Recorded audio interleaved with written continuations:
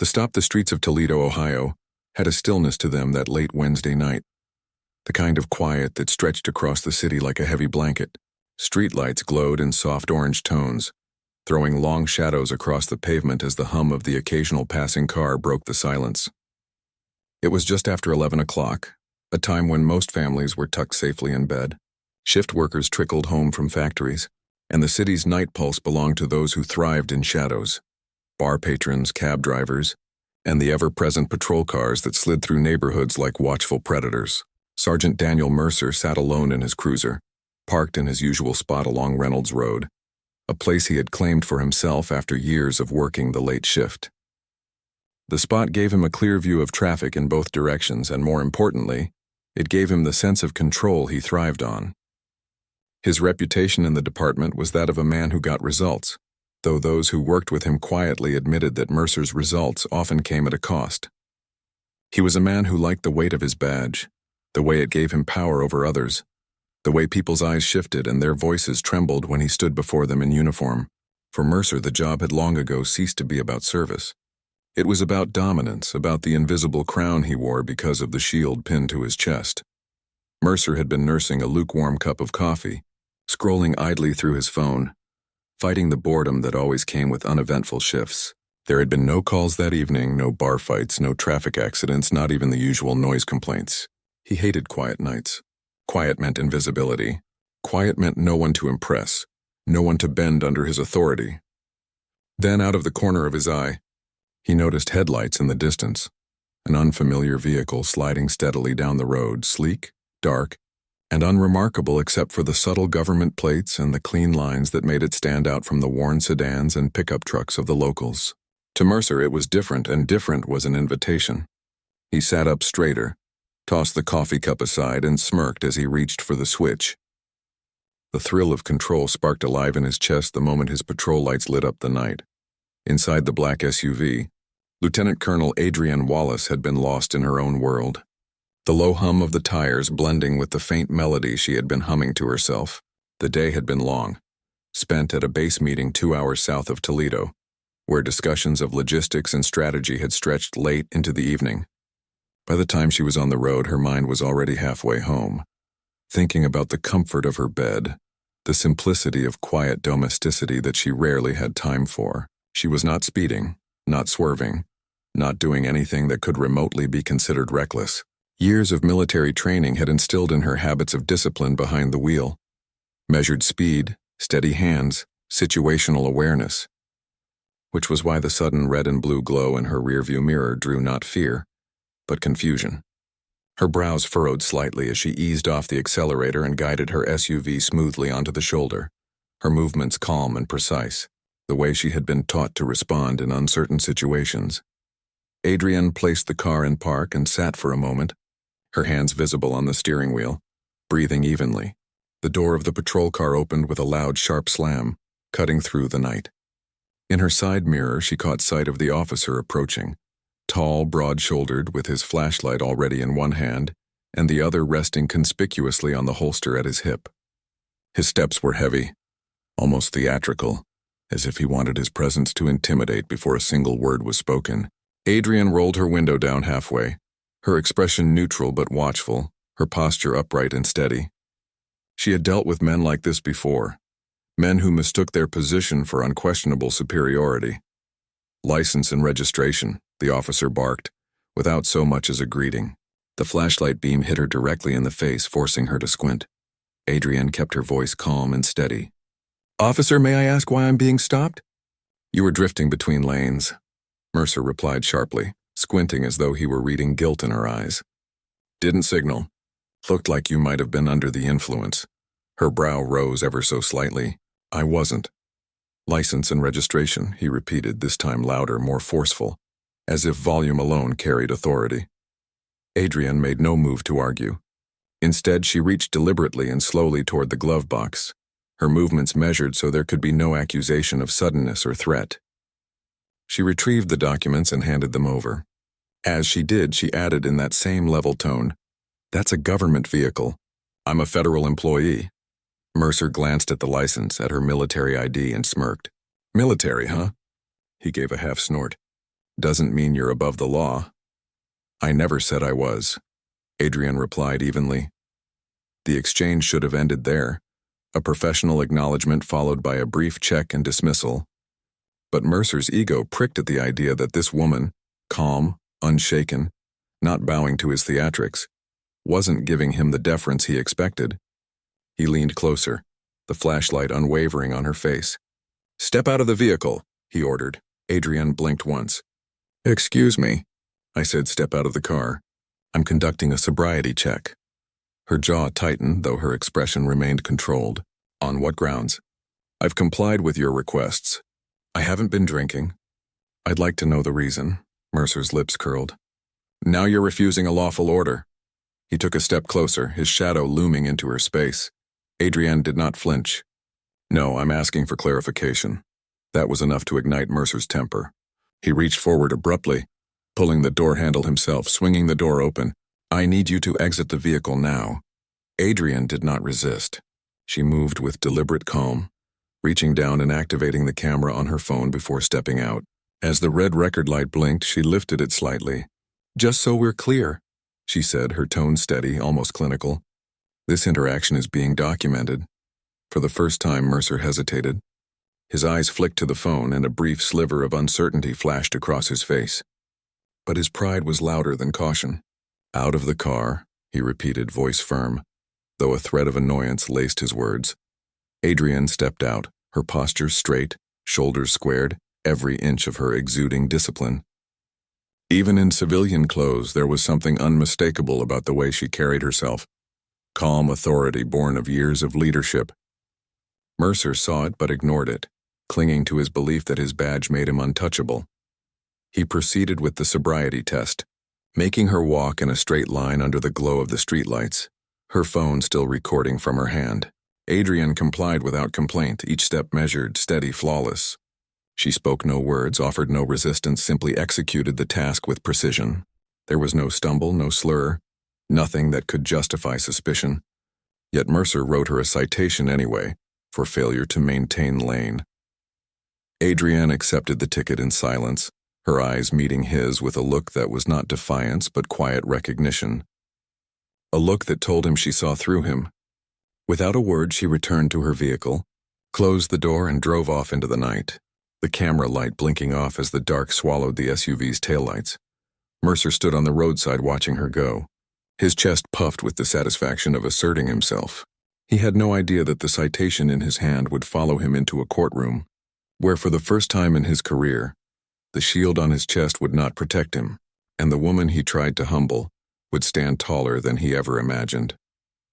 The preparation Adrienne Wallace arrived home just after midnight, pulling her government-issued SUV quietly into the driveway of her modest suburban house. The lights inside were off, the neighborhood quiet, the only sound the ticking of her cooling engine as she sat behind the wheel for a moment longer than necessary. She had spent years training herself to control her breathing, her posture, her outward demeanor even under intense pressure, but tonight there was a heaviness resting across her shoulders that refused to ease. The ticket Mercer had shoved into her hand lay on the passenger seat, a small slip of paper that carried the weight of something far larger than an alleged traffic violation. She had seen men like him before, both in uniform and out of it, men who believed authority meant superiority, men who saw the world not as a place to serve but as a stage to dominate. The difference was that within her own chain of command, those men were held accountable, stripped of rank if their arrogance endangered others. Here, on a quiet Ohio road, accountability seemed less certain. Still, she knew this was not something she could let pass. Inside her home, Adrienne set her bag down with practiced neatness and walked straight to her desk. She unfolded the citation carefully, her eyes scanning the words as though studying a tactical report. "Failure to maintain lane." Her lips pressed into a thin line. The accusation was baseless. The dashcam in her SUV, as well as her phone recording, would prove as much. But beyond clearing her own name, what gnawed at her was the officer himself, Mercer. She replayed the encounter in her mind, his sharp tone, the way he'd leaned into her space, the arrogance in his smirk when he wrote the ticket despite clear evidence she had done nothing wrong. This wasn't about traffic safety. It was about control, about ego, And people like him didn't stop at one false citation. They grew bolder with every unchecked abuse of power. She could not allow that. By morning, Adrian had already filed a formal complaint through the proper federal channels. She included the video evidence she had recorded on her phone, attached the dashcam footage, and documented the interaction in precise detail: time, location, officer's name, badge number. Her report was thorough, objective, free of personal attacks, but the implication was clear. Sergeant Daniel Mercer had abused his authority. Filing the complaint gave her a sense of forward momentum, but Adrienne knew this was only the beginning.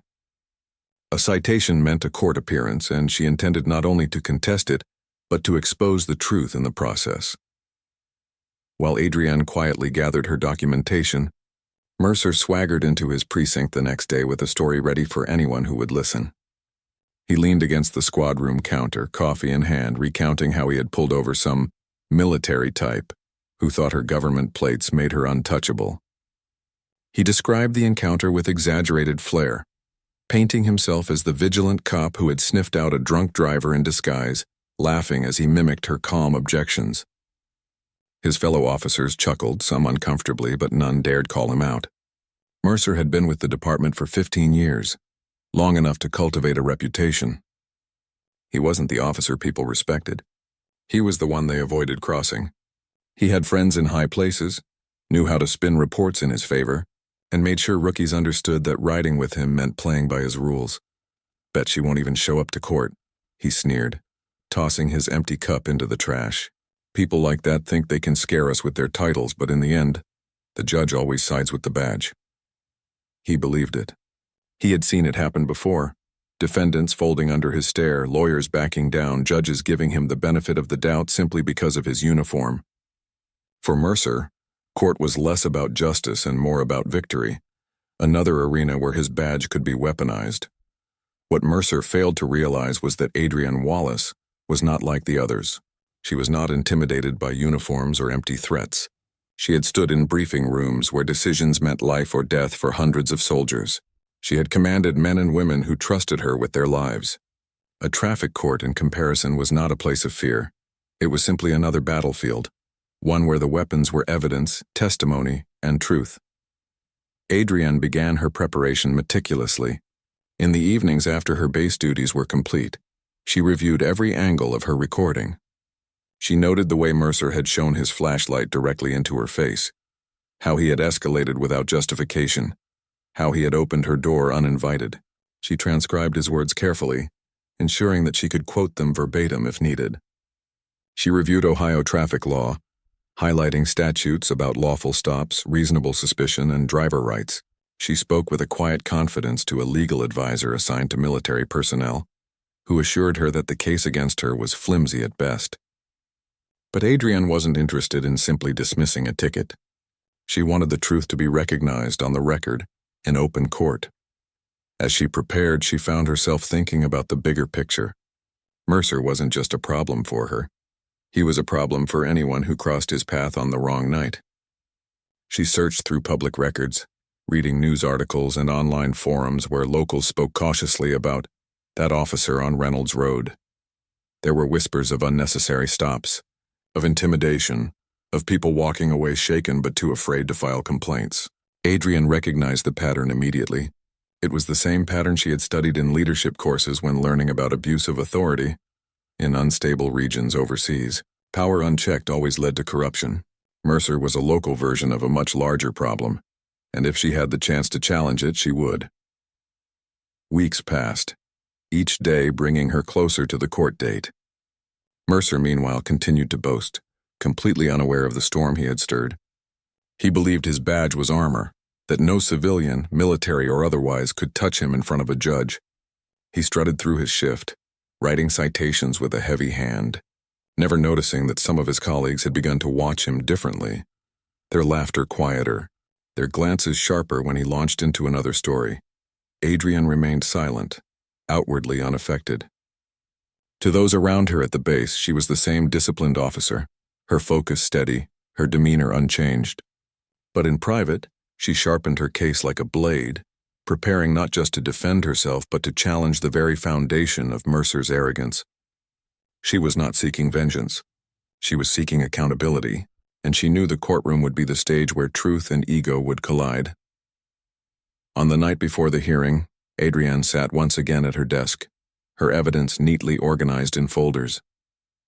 Her uniform hung pressed and ready in the closet, though she debated whether to wear it. Civilian clothes would suffice, but part of her considered the symbolism of standing in court not only as a citizen defending herself, but as an officer of a different kind, one who represented discipline, honor, and true service. She let the thought rest, knowing she would decide in the morning. Across town, Mercer slept soundly, dreaming of another easy victory. Another opportunity to remind everyone that his badge made him untouchable. He had no idea that the woman he had underestimated was preparing not only to defend her name, but to pull back the curtain on his entire charade. The collision was inevitable now, written in the silence between their lives as both awaited the moment when the gavel would strike and the game would change forever. The courtroom clashed in me. Courthouse stood like an aging sentinel in the center of town, its sandstone facade weathered by decades of trials, rulings, and testimonies that had passed through its doors. On the morning of the hearing, a chill breeze swept across the square, carrying with it the low murmur of voices and the shuffle of people making their way inside. Adrienne Wallace parked her SUV 2 blocks away, not because she needed the walk, but because she preferred the time it gave her to steady her thoughts. Dressed in a tailored dark suit that balanced simplicity with quiet authority, she moved with the same deliberate control she carried on a military base. Every step was purposeful, every gesture measured. She did not enter as a defendant cowering before the law, but as a professional prepared for duty. Inside, the courthouse buzzed with routine cases, traffic violations, small disputes, a few criminal matters that drew the curiosity of those with time to spare. Clerks flipped through files, attorneys chatted in hushed tones, and defendants clutched paperwork nervously as they awaited their names to be called. Adrienne took a seat near the back, her file neatly tucked under her arm, her eyes steady on the front of the room where the judge's bench loomed above the proceedings. Sergeant Daniel Mercer arrived minutes later, uniform crisp, badge polished to a gleam. He strode into the room with the air of a man accustomed to being the center of gravity, his presence drawing glances not because of admiration, but because of the heavy certainty he carried, that in his mind this would be just another victory. He spotted Adrienne sitting calmly near the back and allowed himself a smirk, the kind that had intimidated countless people before her. He approached the prosecution table with an easy swagger, his confidence radiating outward like a shield. When the bailiff called Adrienne's case, the courtroom quieted. She rose, moving to the defense table, her file placed neatly before her. Mercer leaned slightly in her direction, his smirk never faltering, as though daring her to believe she stood a chance. Judge Evelyn Parker, a woman in her early 60s with silver hair pulled into a bun and sharp eyes that missed little, adjusted her glasses and looked down at the file before her.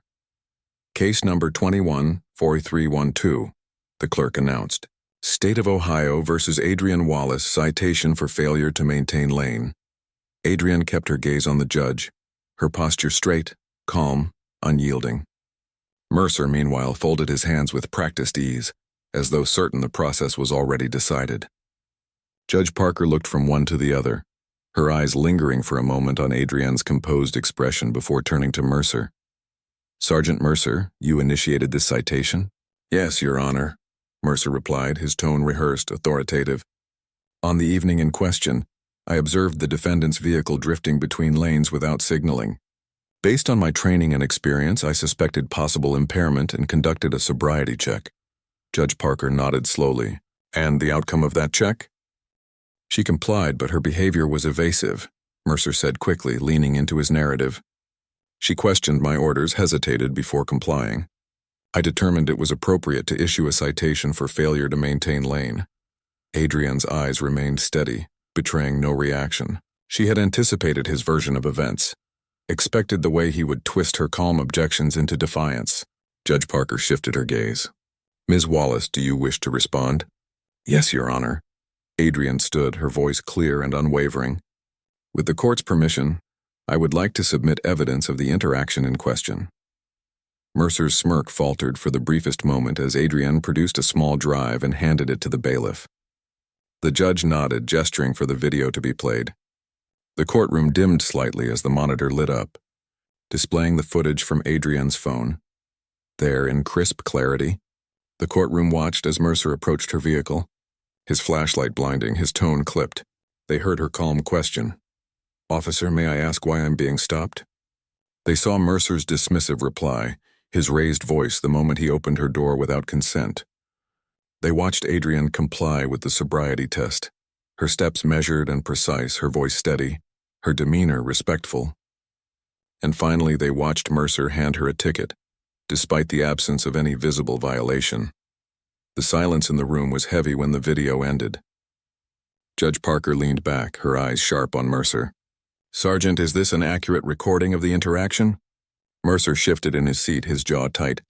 "It is, but, Your Honor, with respect, videos don't always capture the full context. What I observed at the time suggested possible impairment. The defendant's tone was challenging, and I acted in the interest of public safety." Adrienne spoke calmly, her words precise. "Your Honor, I complied fully with the officer's instructions. At no point was I evasive. The video and the dash cam from my vehicle, which I also have available, show that I maintained my lane at all times. I believe the citation was issued not on evidence but on the officer's assumptions and, respectfully, his misuse of authority." The judge raised an eyebrow. "Do you have the dash cam footage as well?" "Yes, Your Honor." Adrienne passed another drive forward. The second video played, this time from the perspective of her dashboard. The footage showed the steady course of her SUV, her signals used correctly, no drifting between lanes. When Mercer's lights appeared behind her, she pulled over smoothly and promptly. The evidence was clear. By now, Mercer's confident posture had shifted. He leaned back, arms crossed, eyes narrowed, his earlier smirk replaced by the faint lines of frustration etched across his face. Adrienne, by contrast, remained unshaken, her composure even more evident against the backdrop of his discomfort. Judge Parker leaned forward. "Sergeant, the dashcam footage does not show the alleged violation.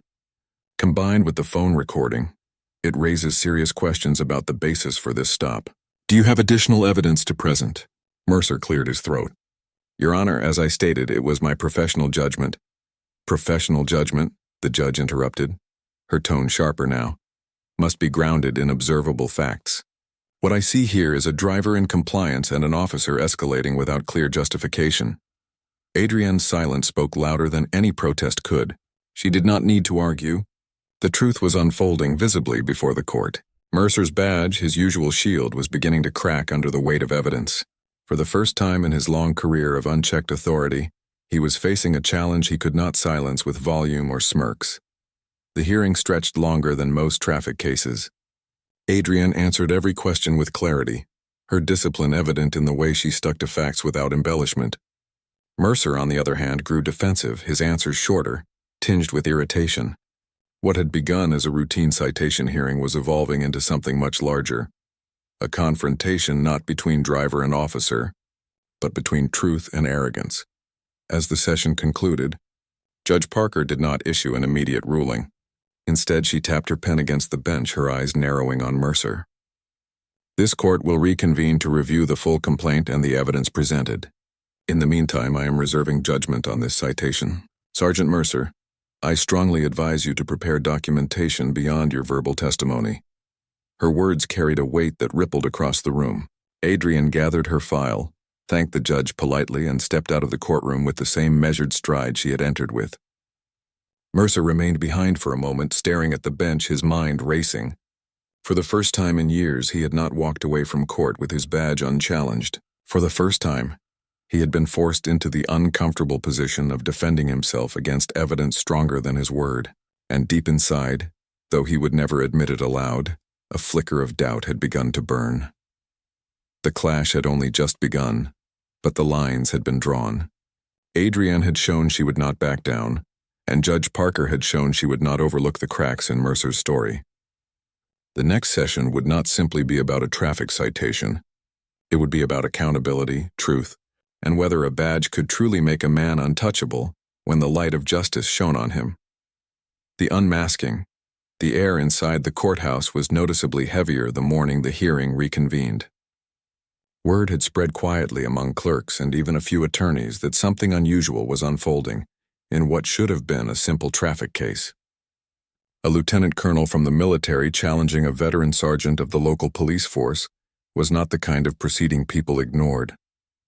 A few off-duty officers had even shown up, some curious, others wary. By the time Adrienne Wallace walked through the doors with her same steady stride, there was an undercurrent of anticipation humming through the hallways, like the quiet tension before a storm breaks. Adrienne was dressed again in her dark suit. Pressed and precise, her file in hand, her posture perfectly straight. She looked neither smug nor nervous, only prepared, as though this courtroom was another briefing room where accuracy and composure determined outcomes. She greeted no one as she entered, choosing instead to take her place at the defense table, laying out her documents with practiced efficiency.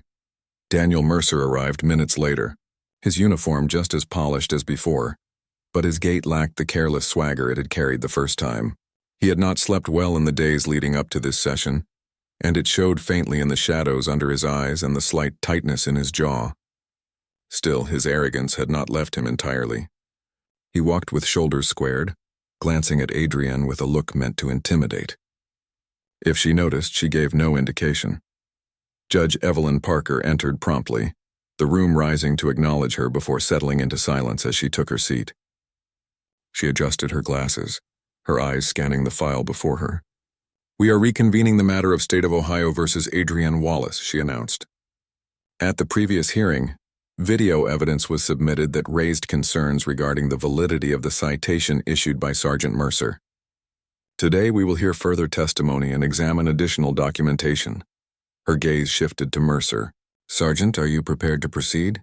"Yes, Your Honor," Mercer said quickly, his voice firm though his palms were damp against the table. "Ms. Wallace?" "I am, Your Honor. I am, Your Honor," Adrienne replied calmly. The first portion of the session allowed Mercer to present his supplemental documentation. He produced a report that mirrored his earlier testimony. Claims of lane drifting, suspicion of impairment, justification for the stop. But the words sounded hollow when read against the clarity of the videos already entered into evidence. Judge Parker asked pointed questions, forcing Mercer to explain why no dashcam footage from his cruiser accompanied his report. Mercer fumbled, citing technical issues, though his explanation lacked conviction. The judge's sharp eyes lingered on him longer than necessary, as if silently weighing his credibility. Adrienne was then given the opportunity to respond. She rose with measured grace, her file neatly organized, and requested to submit affidavits from 2 individuals who had come forward since the last session. The first was a local teacher who described being pulled over by Mercer months earlier, claiming she had been berated for questioning why she was stopped, only to be issued a vague citation later dismissed in court. The second was a delivery driver who recounted a nearly identical experience: an unjustified stop, aggressive behavior, and a ticket with no basis. Neither case had drawn attention at the time, but together they painted a pattern. Judge Parker allowed both affidavits into the record, her expression tightening as she read through the accounts. Mercer shifted uncomfortably at the prosecution table. He had not expected others to step forward, had not anticipated that Adrienne's quiet determination would embolden those he had intimidated before. He clenched his jaw, his confidence eroding under the weight of accumulating testimony.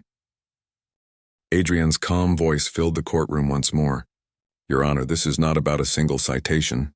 This is about a pattern of behavior, of stops conducted without clear justification, of citations issued without evidence, of authority being used not to serve the public, but to control it. I respect law enforcement deeply. My own career has been built on discipline, service, and accountability. But accountability must exist on every level. A badge, like a rank, carries responsibility. It is not armor against truth."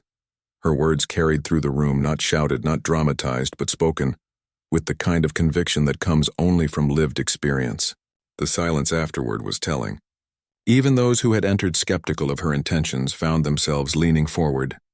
Drawn in by the sheer weight of her composure, Mercer attempted to push back, raising his voice, insisting the affidavits were irrelevant, claiming Adrienne was orchestrating a campaign against him. But his words sounded desperate, lacking the crisp confidence he had wielded so easily before. Judge Parker cut him off firmly. "Sergeant, the court will not tolerate baseless accusations. The evidence and testimony presented speak for themselves." The next blow came when Adrienne introduced her military superior, Captain Howard Miller, who had accompanied her to court. While not directly involved in the incident, Captain Miller testified to Adrienne's record of discipline and integrity, vouching for her character in a way that contrasted starkly with Mercer's defensive posture. The juxtaposition was impossible to ignore. One officer whose service embodied accountability and respect, another whose actions reeked of arrogance and misuse of power. As the hours stretched on, the room seemed to tilt gradually against Mercer. His earlier smirk was gone entirely, replaced by a tightness in his features that betrayed his growing realization. He was no longer the unquestioned authority in the room. He was a man under scrutiny, stripped of the invisible armor he had long believed his badge provided. By the time the session drew to a close, the shift was undeniable. Judge Parker's remarks were measured but firm. "This court is deeply concerned by the inconsistencies in Sergeant Mercer's account, the lack of supporting evidence from his department, and the emerging pattern described in affidavits. The integrity of law enforcement depends on accountability, and accountability depends on truth. This is no longer a matter of a simple traffic citation. It is a matter that warrants further review at a higher level." The gavel struck once, final and sharp. The case was extended for review, and Mercer was ordered to remain under departmental scrutiny until the matter concluded. As the courtroom emptied, Adrienne gathered her papers with the same calm precision as always. Mercer sat frozen for a moment, staring at the bench as though the weight of the moment had only just landed on him. For the first time in 15 years, he had been forced to answer not with authority, but with explanations. And explanations in the cold light of truth were not enough. Outside, the crisp afternoon air greeted Adrienne as she stepped onto the courthouse steps. She paused for a moment, feeling the weight of eyes on her, though she didn't acknowledge them. She wasn't here for spectacle or revenge. She was here for accountability. The path forward would be long, and the fight was not yet over, but already the cracks in Mercer's facade had widened. Already the myth of his untouchable badge was unraveling before everyone's eyes. The verdict and legacy, the third hearing, drew more attention than anyone had expected. By now, Adrienne's case was no longer just another name on the docket. It had become the talk of the courthouse, whispered about in hallways and discussed over coffee among lawyers and clerks. The story of the military officer who challenged a veteran cop with her evidence had spread across town, drawing in curious citizens and even a few journalists eager to see how it would end. To many, it wasn't really about a traffic citation anymore. It was about a question far larger and more important. Could truth, discipline, and integrity stand taller than unchecked arrogance wrapped in a badge? On that crisp morning, the courthouse steps were dotted with onlookers, their breath forming pale clouds in the autumn air. Adrienne Wallace arrived as she always did, calm and unhurried, her dark suit perfectly pressed, her files held close to her side. She carried herself with the same quiet poise she had brought into every stage of this battle, her presence commanding without needing to demand. There was no swagger, no dramatics, just the steady strength of a woman who believed in accountability, not as an abstract principle but as a lived truth. Inside, the courtroom was already fuller than before. Reporters scribbled in notebooks, spectators leaned forward in their seats, and even a few officers from the precinct sat in the back, their expressions unreadable. At the prosecution table sat Sergeant Daniel Mercer, his polished uniform looking more like armor than attire. But the man who had once strutted into court with the confidence of a king now sat taut, his posture rigid, his eyes dark with the heavy realization that this was no longer routine. His badge could not erase videos, affidavits, and testimonies. His authority could not silence the calm persistence of the woman sitting across from him. When Judge Evelyn Parker entered, the courtroom rose as one, the silence settling with a gravity that matched the importance of the day. She took her seat, her gaze scanning the room with a sharpness honed over decades of service. The gavel struck once, firm and decisive. "We are reconvened in the matter of State of Ohio versus Adrienne Wallace," she began. "Over the course of these proceedings, this court has reviewed not only the citation in question, but also substantial evidence and testimony, that call into question the conduct of Sergeant Daniel Mercer in the execution of his duties. Today, this court will render its judgment. Adrienne sat tall, her hands folded lightly on the table, her expression composed. Mercer shifted slightly, the sound of his chair legs scraping against the floor louder than he intended. His throat felt dry, but he forced himself to sit still, his jaw clenched, waiting. The judge began by recounting the evidence, the dashcam footage showing no lane violations, the phone recording capturing Mercer's escalation without cause, the affidavits from other citizens describing similar experiences, and the testimony that had been entered on Adrienne's behalf. Each detail was laid out meticulously, each fact carefully tied to the next, weaving a tapestry that left little room for Mercer's version of events. "Sergeant Mercer," Judge Parker said finally, her voice carrying a weight that silenced even the faint shuffling in the back rows. "This court finds that the citation issued to Ms. Wallace was not supported by evidence. The stop itself appears to have been conducted without clear cause, and the subsequent citation amounts to an abuse of discretion." She paused, her eyes narrowing slightly. "Accordingly, the citation is dismissed." Adrienne gave no outward reaction, no smile of triumph, no sigh of relief. She merely inclined her head slightly, acknowledging the ruling with the same measured discipline she had carried throughout the process. But Mercer's face flushed, the muscles in his jaw twitching as the words hit him like a blow he had not thought possible. The judge was not finished. She set her pen down and folded her hands atop the bench. "However, this matter does not end with a dismissal. The evidence presented raises broader concerns regarding Sergeant Mercer's pattern of conduct in his duties as a law enforcement officer. This court is forwarding the entirety of this record, including all video and affidavits, to the Internal Affairs Division for full investigation. Until that process is complete, Sergeant Mercer, you are suspended from active duty effective immediately." The words seemed to ripple through the room like a sudden gust of wind. A murmur rose from the gallery, quickly silenced by a sharp strike of the gavel. Mercer's face darkened, his hands tightening into fists against the table. For 15 years he had believed himself untouchable, his badge a shield against scrutiny, his authority a guarantee of control. Now, with a few firm sentences, the illusion shattered. Adrienne gathered her files slowly, deliberately, her movement steady as always. She did not gloat, did not look at Mercer with triumph. Instead, she carried herself with the quiet dignity of someone who had never been fighting for herself alone. She was fighting for principle, for truth, for the kind of accountability that protected people not from authority, but from its abuse. As the courtroom emptied, whispers swirled around her. Some spectators nodded respectfully as she passed. Others simply watched, their expressions thoughtful. A few reporters hurried toward the doors, eager to frame the story for the evening news. Mercer remained seated for a long moment, staring at the bench, his thoughts a tangled storm of disbelief, anger, and the hollow ache of lost invulnerability. Outside, the autumn sunlight bathed the courthouse steps in gold. Adrienne paused at the top of the stairs, inhaling deeply, letting the cool air fill her lungs.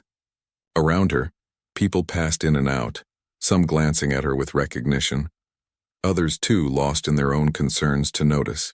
For her, it was not about recognition. It was about resolution. She had stood her ground, not through shouting or force, but through discipline, patience, and truth. She had shown that strength does not always roar. It sometimes walks quietly, carrying evidence in a file and conviction in its heart.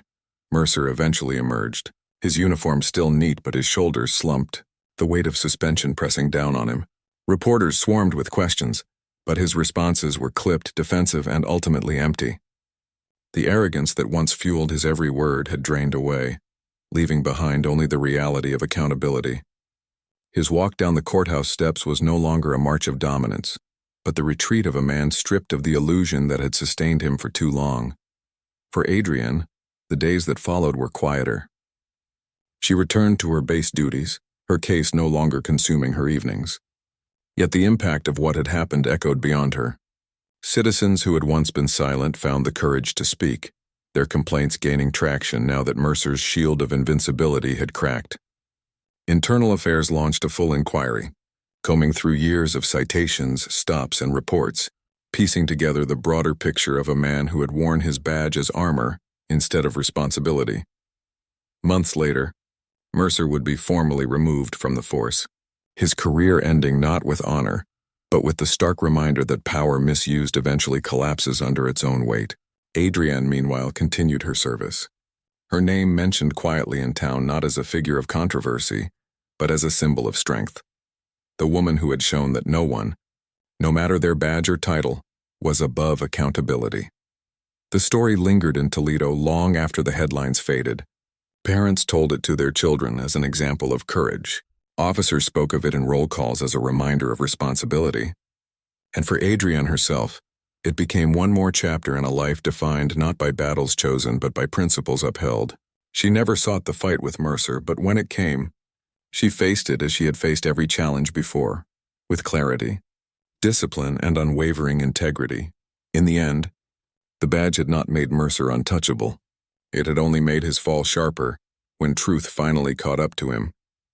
And in that courtroom, beneath the watchful eyes of the law and the steady gaze of a woman who outranked him in every way that mattered, his illusion of untouchability had shattered for good.